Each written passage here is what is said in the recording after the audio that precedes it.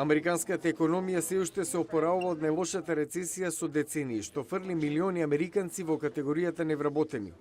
Има 10,4 милиони луѓе кои официјално се уште се невработени, што е опаѓање од речиси 2 милиони во текот на минатата година.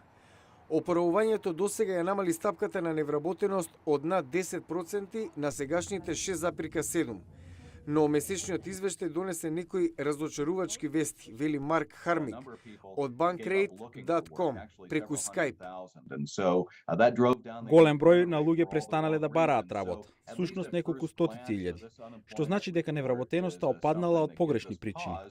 Овој извештај ве тера да помислите, дали опоравувањето се одвива како што треба. Председателот на Федералните резерви Бен Бернанке вели дека економијата ќе продолжи да зајакнува и за 2 години ќе дојде на нивото пред кризата.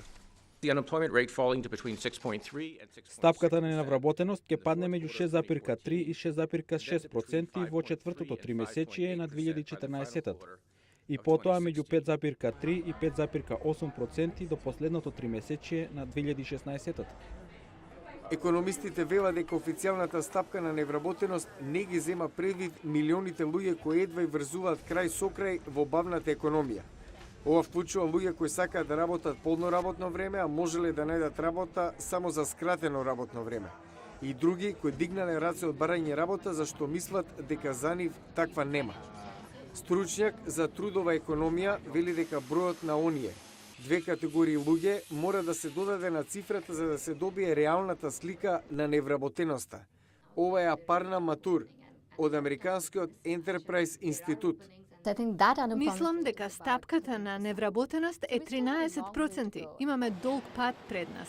Матур вели дека многу луѓе без работа немаат вештини кои ги бараат работодавците во оваа економија што брзо се менува, или пак немаат пари да се преселат во градови каде има работа. Рецесијата секогаш турка некои луѓе надвор од работа, но оваа зеде поголем данок од обично, оставајќи 3,9 милиони невработени за 6 месеци или подолго.